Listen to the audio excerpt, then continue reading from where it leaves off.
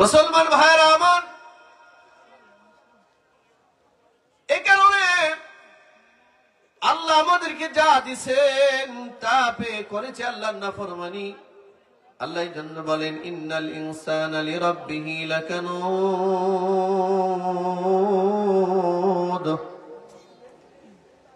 মানুষ তো বড় কৃতজ্ঞ এক জাতি, আমার প্রতি কৃতজ্ঞতা প্রকাশ করে। ওয়া ইন্নাহু আলা যালিকা লাশাহীদ। মানুষ যে এতটা কৃতজ্ঞ এ ব্যাপারে সে নিজেই নিজের সাক্ষীদাতা। ওয়া ইন্নাহু লিহুব্বিল খাইরি লাশাদীদ। মালধন দৌলতের প্রতি তার কঠিন এক মহব্বত, যেই মহব্বত আল্লাহর প্রতি নাই। মাল ইনকাম করবার জন্য হালাল হারাম বাঁচে না, ঠিক কিনা যারা বলেন? সম্পদের মালিক হওয়ার জন্য হালাল হারাম দেখে না, দেখে সম্পদ, মাল দেখে মাল। আমাদের বিগত সরকারের হযরত শেখ হাসিনা একজন পিয়ন ছিল। পিয়ন কি ছিল? আমাদের হযরতের পিয়ন 450 কোটি টাকা মারছে। কত টাকা? চাচারা আপনারা যারা এখানে আছেন, 450 কোটি টাকা যদি আপনি একসাথে দেখেন হার্ট অ্যাটাক করে মারা যাবেন। চা বানায় দেয় একটা পিয়ন 450 কোটি টাকা মারছে। এ কথা বাংলাদেশের কোন সাংবাদিক বলে নাই, এ কথা বাংলাদেশের কোন আলেম ওলামা বলে নাই, এ কথা অন্য কোন রাজনৈতিক দলের নেতা কর্মী বলে নাই। যার পিয়ন সেই মহিষী রমণী এই তথ্য দিছে। কথা বলেন না কেন? কত কোটি টাকা মারছে? মূলত তা না, আমি ওই পিয়নের বাড়ি নোয়াখালীর চাটখিলে। কোথা? আমি গেছি মাহফিল, এলাকার লোকেরা বলে, হুজুর এই চূড়ায় তো সপ্তাহে 2-3 দিন হেলিকপ্টার নিয়ে আসা যাওয়া করত, অথচ তার প্রফেশনটা কি বুঝতেছেন আপনারা? মানে তার চাকরিটা কি? আচ্ছা, বাংলাদেশের ইতিহাসে বা বিশ্বের ইতিহাসে পিয়ন হয়ে 450 কোটি টাকার মালিক হওয়ার বৈধ কি কি রাস্তা জানা আছে আপনাদের? আছে? এর যা সোর্স অফ ইনকাম পুরাটা কি হারাম, পুরাটাই হারাম। বলেন ঠিক না?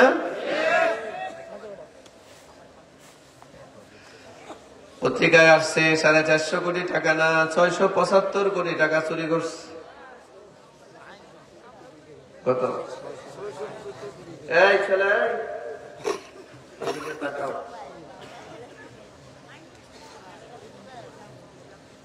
এর হায়াতে 50 বছর গেছে। কয় বছর গেছে? ধরেন ও যদি আরো 100 বছরের পাশে বাকি আছে কয় বছর? 50 বছর। তাহলে 30 দিনে 1 মাস হয়, 30 দিনে আর 12 মাসে 1 বছর। এভাবে 50 বছরে যদি 675 কোটি টাকা দিয়ে ইকুয়াল করেন, প্রতিদিনে ওর অন্তত পক্ষে লাখ লাখ টাকা খাবার খাইতে হবে। ও যদি তার টাকা ভোগ করতে হয়, প্রতিদিন তার লক্ষ লক্ষ টাকার খাবার খেতে হবে। এটা পারবে? ও যদি পারত, সারা বাংলাদেশের সব সম্পদ তার নামে নিয়ে যেত। এই অভ্যাস কিন্তু আমাদের মধ্যে আছে। খালি লাগবে, কথা বলেন না কেন? খালি লাগবে, আমার খালি লাগবে। প্রয়োজন হইলেও লাগবে, ও প্রয়োজন ছাড়াও লাগবে। কারণ সে চিন্তা করে রাখছে, সম্পদ না হইলে শেষ বয়সে যখন আমি অসুস্থ হব চিকিৎসা করবো কি দিয়া? শেষ বয়সে যে আপনি অসুস্থ হবেন এই কথা কে বলছে আপনারে? আপনি তো আল্লাহর উপরে ভরসা রাখলেন না। আপনি তো এটা বলতে পারতেন যে আল্লাহ, আমার হারাম সম্পদের দরকার নাই, আল্লাহ আমার এত সম্পদের দরকার নাই, আপনি আমার বেইজ্জতি করে মরণ দিয়েন না। হাসপাতালের বারান্দায় বারান্দায় ঘুরে আমার মরণ দিয়েন না। সমস্যা হইতেছে? হাসপাতালে এই ডাক্তার ওই ডাক্তার, আহারে ডাক্তারের কাছে দৌড়াদৌড়ি দুনিয়ার সবচেয়ে বড় কষ্টের কাজ, লাঞ্ছনার কাজ।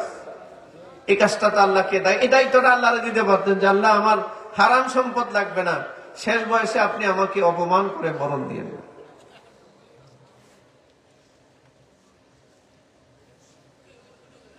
আল্লাহ আপনি আমাদেরকে বুঝ দিয়া দেন, বলেন আমিন। যে হজরতের পিয়ন, হজরত বলতেছে যে আপনারা রাগ টাগ করেন না, কিন্তু আবার হজরত বলা সারা রাস্তা নাই, কারণ হজরত রাতের বেলায় নাকি তাহাজ্জুদের নামাজ পড়তেন।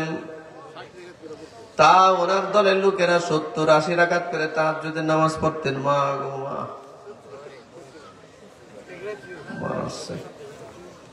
আমরা 2-4 রাকাত তাহাজ্জুদের নামাজ পড়লে শরীর এই শেষ রাত্রে যে বাসায় যাই, সফরের ক্লান্তির কারণে শরীর এত ক্লান্ত থাকে, ওযু করে যে 2-4 রাকাত নামাজ পড়ার পরে আমার মন চাইলেও আর দেহ ওঠে না। তখন চিন্তা করি আমরা 4-5-10 রাকাত নামাজ পড়তে পারি না, এরা 70-80 রাকাত নামাজ কেমনে পড়লো?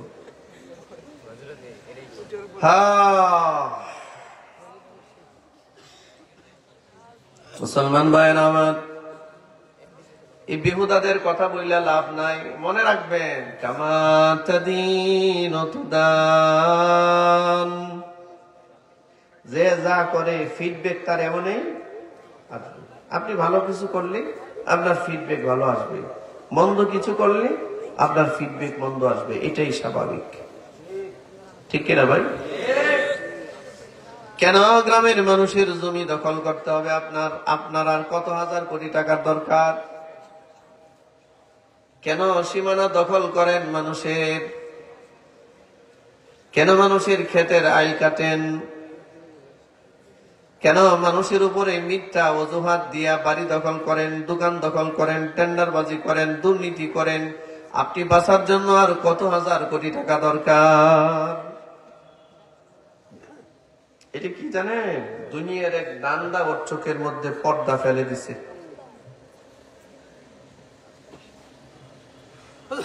এজন্য আল্লাহ পাক বলেন, وَإِنَّهُ لِحُبِّ الْخَيْرِ لَشَدِيدٌ।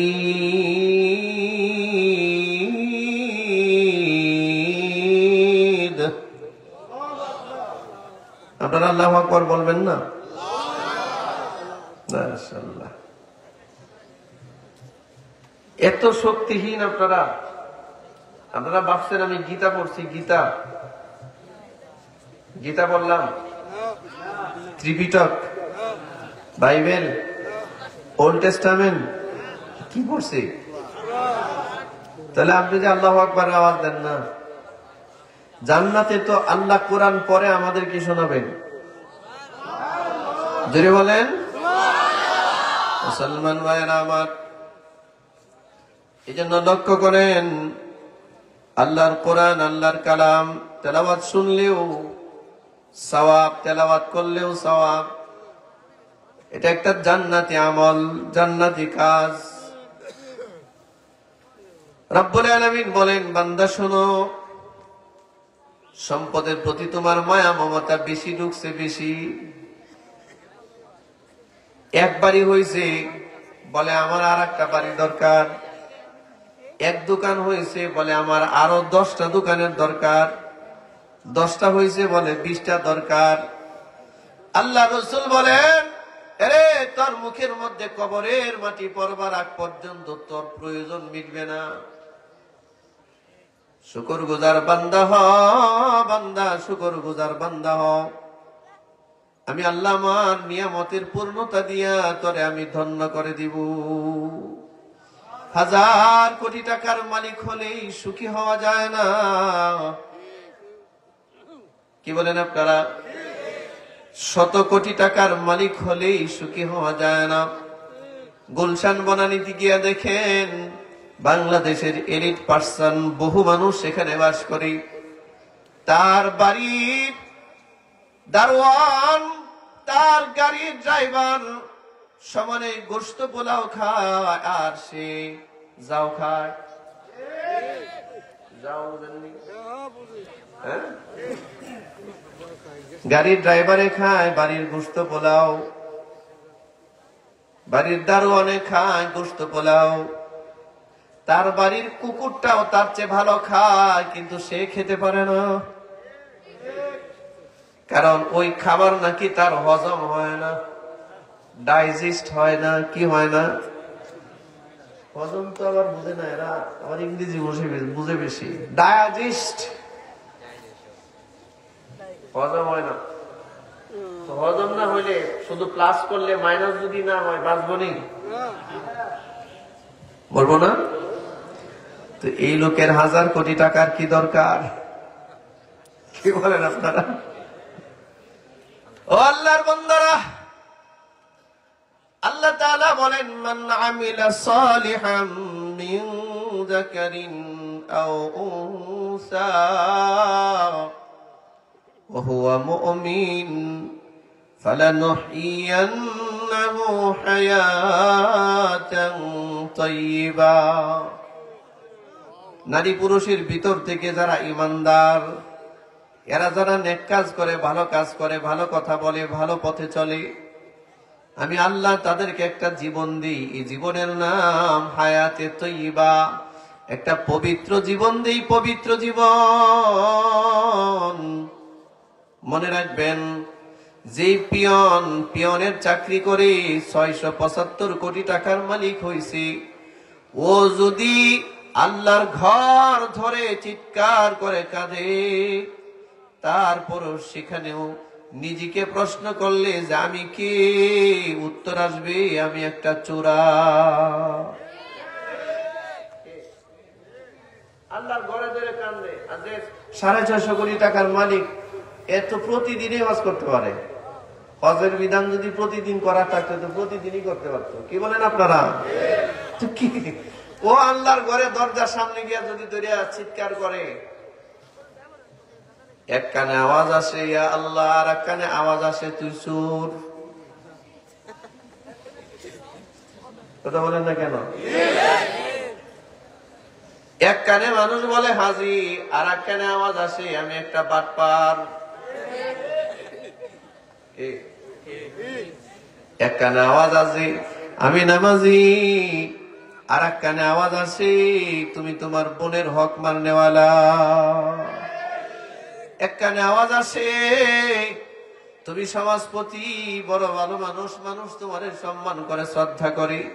আর এক কানে আওয়াজ আসে কিসের সম্মান, আমি তো আমার ভাইয়ের হক মেরে দিয়েছি। মাস্টার গুছের এক মানুষ, 4টা ভাই, ইনি মাস্টার, জায়গা জমি ভালো বুঝে। সমাজের দেখেন কিছু মানুষ মূর্খ, ইলিটারেট পারসন, ওরে বাবা রে বাবা, আরে সিএস বিএস কিএস কি আছে সব সে জানে, মূর্খ কিন্তু নামটা লিখতে পারে না।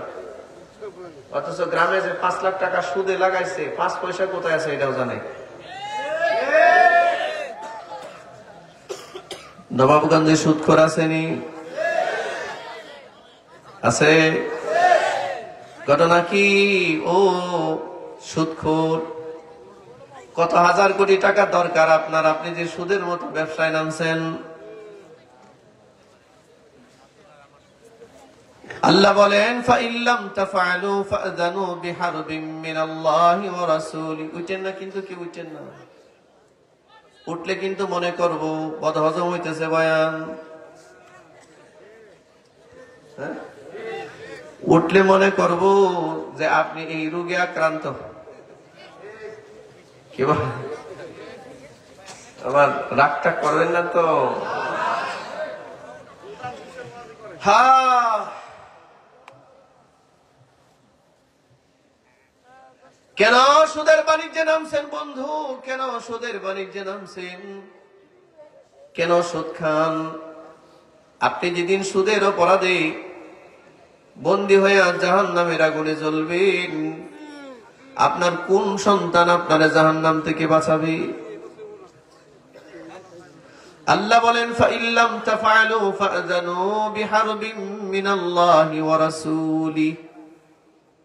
সুদখোরের অপশন দুইটা, হয় সুদের ব্যবসা ছাড়তে হবে, নতুবা আল্লাহ এবং তার রাসূলের সাথে যুদ্ধের প্রস্তুতি নিতে হবে।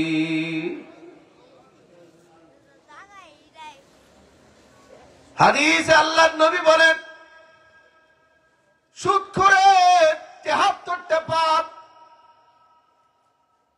সর্বনিম্ন পাপ নিজের মার সাথে জিনা করা। বাংলাদেশের কত জায়গায় কত মসজিদের সভাপতির দায়িত্ব দিছে এলাকার সবচেয়ে জঘন্য সুদখোরী। মাদ্রাসার সেক্রেটারির দায়িত্ব দিছে এলাকার চিহ্নিত সুদখোর, জমি দখলকারী। কেন জানেন? কারণ সে টাকা দিছে। টাকা কি দিছে? টাকার কাছে, ফুলুসের কাছে দুনিয়া বন্ধ। সব বন্ধ হইলেও মসজিদ মাদ্রাসা বন্ধ হওয়ার কথা না, ঠিক কিনা জুড়ে বলেন? সুদখোরের টাকা দিয়া মসজিদ বানানো যায় না। সুদখোরের টাকা দিয়া মসজিদের টাইলস কেনা যায় না। সুদখোরের টাকা দিয়া মসজিদে এসি লাগানো যায় না। সুদখোরের টাকা দিয়া জায়গা কিনে মসজিদ বানানো যায় না। সুদখোরের টাকা দিয়া ফ্যান কেনা যায় না, মসজিদের ফ্যান কেনা যায় না। এটার মধ্যে দাঁড়ায় তুমি ১০০ বছর সিজদা দিলে ওই সিজদা আরো সে পৌঁছবে না।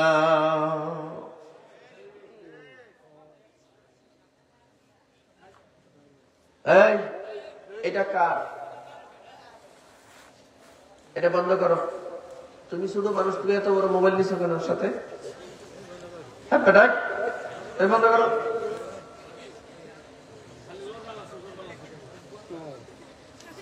আমাদের দেশে বুড়া মানুষগুলো সুদ, ঘুষ, বেহুদা কথা, জমি দখল, মানুষের ক্ষেত দখল আর গিবত শেখায়ত নিয়ে ব্যস্ত। আর এই যুব সমাজের হাতে দিয়ে দিচ্ছে ফেসবুক, ইন্টারনেট, মদ, গাঁজা, ইয়াবা, মদ, সব মদ। এই বাচ্চাই মোবাইলের কি বুঝে? শেষ করে দিছে সমাজটারে, শেষ করে দিছে। আপনারা বলবেন কি বুঝে? ওরে জি গান, আপনারা সবাই যা বুঝেন আমি তা বুঝি, ওইটা করবো, তার চেয়ে বেশি বুঝি, ঠিক না? ওইটা মার পেটের ভিতর থেকে ট্রেনিং নিয়ে আসছে অনেকেই। আমি এই বাচ্চার কথা বলতেছি না, সব বাচ্চা, ছোট ছোট এরকম বাচ্চা আছে না, দেখবেন মোবাইল না দিলে ও তেরা বেড়া করে পড়ে যায়, খাবে না, ঠিক না?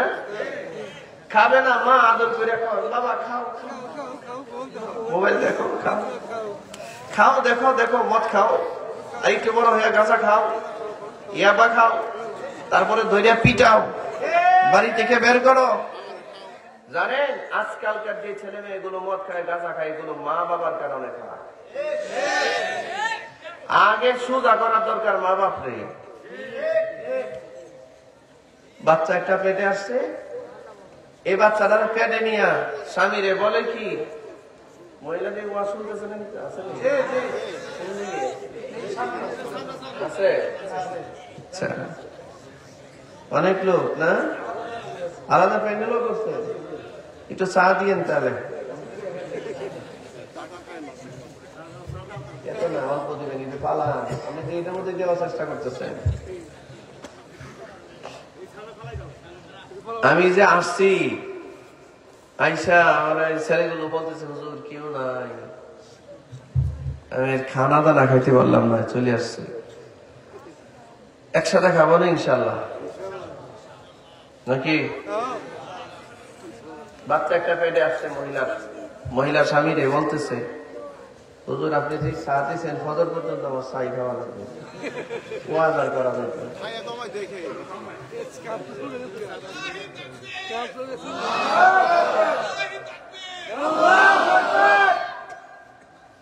সম্মানিত হাজারিন, বাচ্চা পেটে নিয়ে স্বামী রে বলে এখন তো আর বাইরে যাইতে পারি না, হাত পা বাড়াইতে পারি না, মার্কেটে যাইতে পারি না, আমার একটা টাচ মোবাইল দাও। টাচ মোবাইল কি মোবাইল? কেন টাচ মোবাইল? টাচ মোবাইলে ছবি জিয়ারত করব, সিনেমা জিয়ারত করব, সিনেমা সারা দুনিয়ার যত আকাম কুবাম আছে সব দেখব। স্বামীও চিন্তা করছে জাগা দেই একটা মোবাইল কিনে দিছে, মোবাইল কিনে। এখন বিবি সাহেব খালি হলিউড আর বলিউড দেয়। ঠিক হুজুর খালি একলা করেছে। ঠিক কি বলেন? এই খান্নাস মার্কা মহিলা তার বাচ্চারা পেটের ভিতরে রাখে হলিউডের নায়িকা বানায় নিয়ে আইতেছে। পেটে রাখে এই ছেলেরে হলিউডের গাঞ্জাখোর বানায় নিয়ে আসছে, মদখোর বানায়। এই কিসের হলিউড আর বলিউড সিনেমা সুনেমা যেটার কথা বলো, এই অসভ্য বর্বর গুলো সবগুলো মদ আর গাঁজা খায়। একটারও চরিত্র ঠিক নয়। সিনেমা নাটকে অভিনয় করে, আর যদি কেউ বলতে পারে আমার চরিত্র ঠিক আছে, আমি কান কেটে ফেলে দিব। একটারও চরিত্র ঠিক নাই, একটারও নাই। নাই তো নাই, ওর বাপ মারও নাই।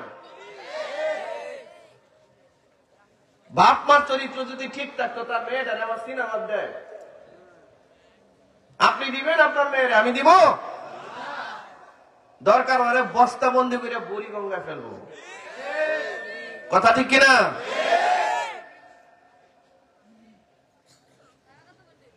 চরিত্রহীন খান্নাসের ঘর থেকে খান্নাসের জন্ম হবে, খবিসের ঘর থেকে খবিসের জন্ম হবে।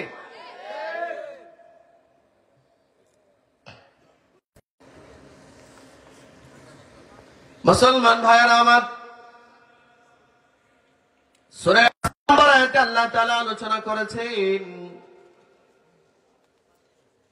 হে দুনিয়ার মানুষ, আমি আল্লাহ তোমাদেরকে যে সৃষ্টি করলাম সৃষ্টির মাধ্যম, ইয়া আইয়ুহান নাস ইন কুনতুম ফি রাইবিম মিনাল বাস, হে মানব জাতি, যদি তোমরা মনে করো মরণের পরে আমি তোমাদেরকে পুনর্জীবন দিতে পারবো না, তাহলে একটু চিন্তা করে দেখো, আমি আল্লাহ ফাইন্না খালাকনাকুম মিন তুরাব, আমি আল্লাহ তোমাদেরকে মাটির নির্যাস থেকে সৃষ্টি করেছি। কোত্থেকে? সুম্মা মিন নুতফা, মাটির নির্যাস থেকে এটারে বানাইছি নুতফা। 40 দিন পর্যন্ত নুতফার আকারে বাবার মেরুদণ্ড থেকে নিঃসৃত